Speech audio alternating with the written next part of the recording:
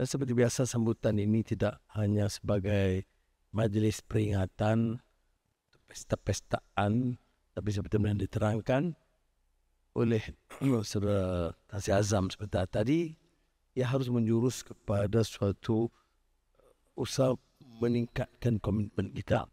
Saya tertarik dengan isu rasuah, integriti yang terkait dengan nilai untuk membersihkan. Dan ini seperti mana pernah saya lontarkan berdasarkan surah-surah Al-Quran yang awal. Zammil, surah Mudaththir, di mana peringkat awal kefahaman Islam itu adalah mengingatkan kita supaya jangan terus alpa. Jangan seolah-olah celik tapi ketiduran dalam suasana yang lemah longlai. Jadi Quran menekankan tentang keperluan kita bangun daripada kecuaian, kealpaan itu dan mengikrarkan keyakinan kita kepada Allah yang Maha Besar, dan berikutnya tentang membersihkan diri dan amal kita. Qum fa'anzir wa rabbaka fakabbir wa thiyabaka fatahhir. Ya, bangun dari kealpaan kita. Maknanya tidak sempurna kita semua. Kita kadang-kadang cuai, alpa, anggap kita sudah baik dan sempurna, sudah cukup pintar dan berjasa. Ada setengah orang ingat dia pula, dia seorang saja yang paling pandai dan maha cerdik di dunia. Itu semua kealpaan.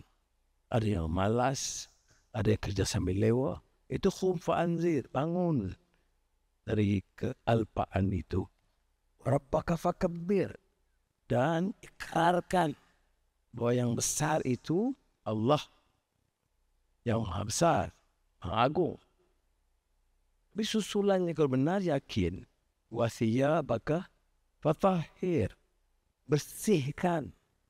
Jadi ulama fasir menafsirkannya sebagai bersihkan diri, bersihkan fisik, bersihkan pemikiran, bersihkan jiwa yang kotor, hasad, dengki, khianat, dan pupuk nilai yang bersih.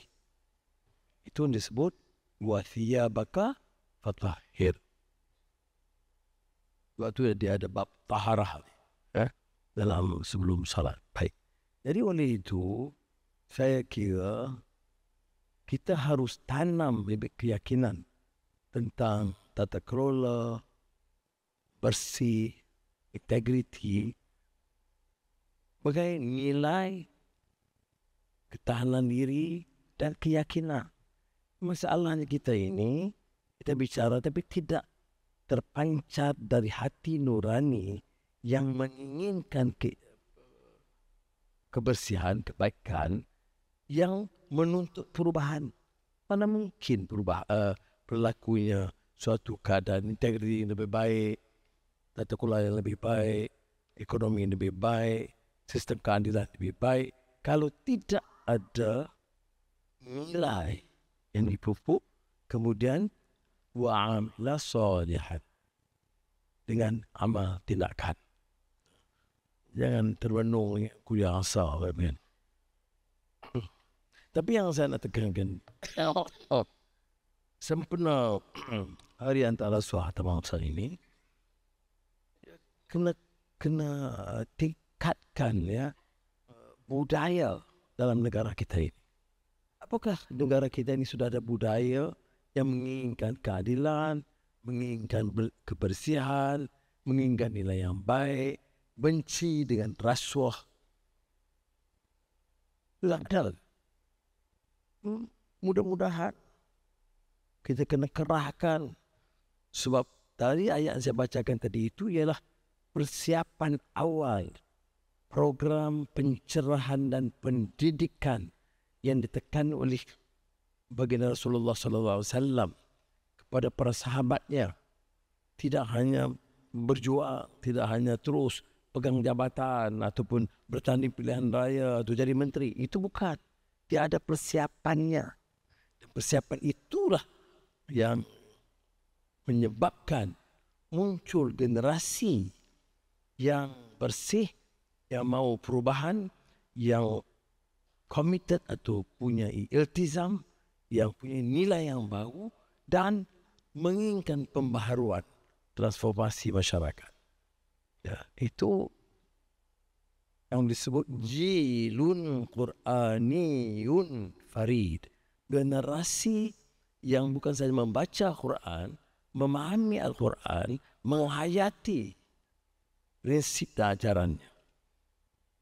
Ini yang katanya generasi yang unik, generasi yang farid, yang istimewa, kerana keyakinan baru dan kesediaan membawa perubahan.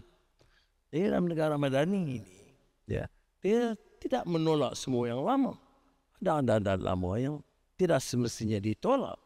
Tetapi keinginan membawa perubahan itu harus ada, terutama meninggalkan sistem yang pobrok, amalan yang kadang-kadang mendewa-dewakan. Orang yang rasa, yalah, biasa Pak. Kalau dia ada kuasa, dia pegang jawatan, tak rasuah, bodohlah dia. Ini budaya yang sudah rusak. Ataupun sekarang ini, yang terakhir, ada yang mendewakan pemberi rasuah. Kita anggap marahlah yang menerima. Yang beri pun boleh diberikan satu penghormatan. Oh, pejuang. Kan aneh negara kalau begitu. Kan rusak nilai di sistem budaya. Apa makna kita bercakap soal akhlak? Karena Rasulullah SAW itu dari segi integriti bersih, ya tentu yang membawa hidayah. Apa amalan-amalan kita. Tetapi sosok baginda itu yang teragung ialah kerana akhlaknya, nilainya, kekuatan pribadi yang memungkinkan perubahan berlaku. Nah, itu bagi saya itu mukadimah penting untuk kita faham bagaimana kita dalam seluruh jentera kita, sementara kita menyelidik, bicara soal integriti, bicara soal rasuah, seluruh jentera kita, KSN dengan seluruh jentera sistem kerajaan ini harus pupuk ini. Dan tidak ada manusia yang sudah sempurna dan serba tahu. Dan harus diperingatkan. Ini kekuatan kita untuk memupuk suatu budaya yang baik. Berikutnya ialah tentang langkah-langkah kita ambil. Ya. Bahawa kerajaan madani cuba sedaya upaya untuk memberi seluruh dukungan kepada badan-badan penguat kuasa termasuk SPRM dalam kerja tegas. Dan kita tentunya ada masih terus sinis, terus pertikaian. Boleh dalam negara demokrasi. Tetapi muskil saya atau kekhawatiran saya justru ada yang mempertikaikan semuanya. Keras bicara soal rasuah, tetapi mendukung juga proses-proses besar. Bila kita umumkan kerjasama pada badan penguat kuasa, SPRM, LHDN, Badan Negara, PDRM, Custom, LHDN umpamanya. Bina kekuatan, selas kegiatan, bertindak tegas. Dalam 2 tahun kita selamatkan 15.5 bilion ringgit. Cuba renungkan. Kemana wang itu kalau kita dapat tindak? Masuk saku sang penyakau. Soalan kedua, mengapa dibiarkan begitu lama? Mengapa tidak ada tindakan sebelum ini? Dia tidak menyentuh damir kita. Tidak mengetuk hati kita. Bertanya mengapa negara yang sudah merdeka, kita yang bicara kuat dan lantang soal Islam, soal dakwah, soal Melayu, soal budaya, tetapi membiarkan ini berlaku. Kan ini penyakit, dan penyakit ini harus diobati. Sebab itu saya berulang kali, ada tempat di mana kita berikan penghargaan. Tidak mudah untuk mengasak, menyerbu, menyerang sindiket-sindiket besar, penjelupan besar. Dan saya sebut di parlimen bukan jarum, kontainer. Bukan satu, puluhan, ada yang ratusan. Ada suara di parlimen mendukung, ada di pihak pendukung kita. Tapi kalau dia membangkang, dia pertikaikan lagi. Ini saya sebut mengapa ia harus terpancar dari hati nurani. Jadi saya tidak boleh nafikan betapa kita singgung dan sinis sekalipun. Tidak nafikan usaha besar, pengorbanan, dan saya bangga bekerja dengan pasukan penguat kuasa yang berani dan tegas seperti yang kita saksikan.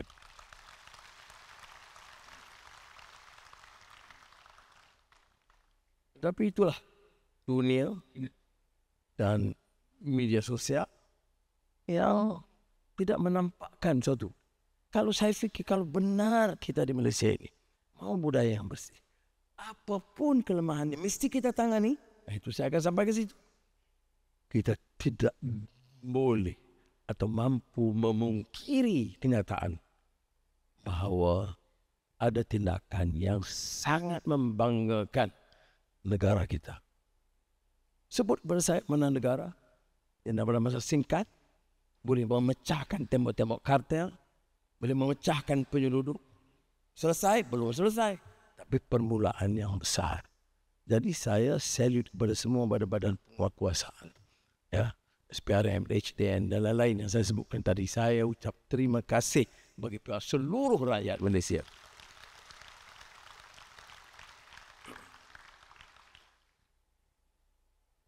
Dalam pada itu, kita kan mengamalkan sistem yang agak terbuka. Kita mendengar keluhan, kita mendengar teguran, kita dengar nasihat.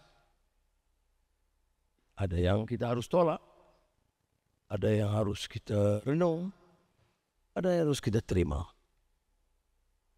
Jadi antara yang kita terima ialah gesaan yang lebih kuat, yang ada kebenarannya, supaya dalam semua proses ini, dalam semua tindakan ini, proses hukum mesti dipatuhi. Ya, betul, benar. Target kita ya, dan tidak mudah, karena orang yang kita asak dan serang itu kadang-kadang punya simpanan berbilion ringgit. Kalau kita dapat umpamanya rampas 3 bilion atau 4 bilion, saudara ingat, dia tidak simpan bilion-bilion yang lain. Masih ada. Dia gunakan untuk terus menyokong sama ada orang politik ataupun menerobos, menyeruduk ke sistem kita, pejabat awam atau kehakiman atau badan penguasaan atau melalui sosial media untuk menyerang kita. Kita tak nafikan itu semua. Saya tidak naif untuk menolak itu semua. Tapi kita juga harus waspada supaya jika ada kelemahan-kelemahan ini harus diperbaiki. Ataupun jawab dengan tegas. Saya bincang juga dengan Ketua Besar Jaya. Kalau ada, kita jawab supaya kita tangani masalah dengan tegas. Kerana orang ini yang mau membina persepsi, bukan persepsi yang persepsi negatif, supaya secara tidak langsung lindungi penjana-penjana ini. Dan kalau kita biarkan, persepsi itu akan bangun dan kemudian mencekam kita. Maka sebab itu, dalam bicara soal integriti dan kebersihan, dan dalam mendukung semua usaha yang hebat dan gagah, berani, pada badan penguasaan yang saya sebut tadi, kita harus teliti supaya proses itu dan prinsip negara hukum dipatuhi semuanya. Ya. Dan bagaimana alasan, cara menangkap. Kalau dibuktikan, saya tidak katakan masalah, berikan alasan. Jawab dengan tegas, dengan cepat. Jangan tangguh. Ya, ada proses undang-undang, mahkamah, itu ya jalan.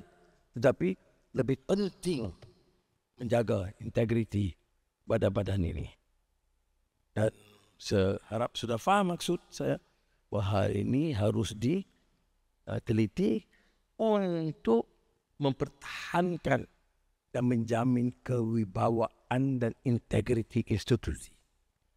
Integriti institusi itu bukan sekadar bertindak, tetapi cara bertindak juga harus kita teliti. Dan sekiranya dipersoal, dipertikai, dihebahkan, beri jawapan. Dan kalau kebetulan ada anggota kita yang tersalah langkah, kalau ringan memang tidak akan disiplin biasa. Kalau terlanjur besar, mesti ada kesediaan dari badan-badan penguat kuasa untuk bertindak terhadap anggota kita sendiri, baru boleh selamat negara ini. So bayangkan pejabat saya, kalau ada, saya beritahu saudara Azhar, saya tidak lindungi sesiapa. Ini terus ini tindakan. Kalau di pejabat saya sendiri agak tidak terlepas daripada tindakan, mengapa tidak boleh dari pejabat KSN, contoh. Malah pejabat pegawai negara atau pejabat tanzia Azhar, dia tidak terlepas. Kalau ini ada, maka kita meningkat usaha kita ke peringkat yang paling mulia dari sudut mempertahankan integriti dan kebersihan. Demikian pandangan saya dalam menyambut hari anti rasuah antarabangsa. Wassalamualaikum warahmatullahi wabarakatuh.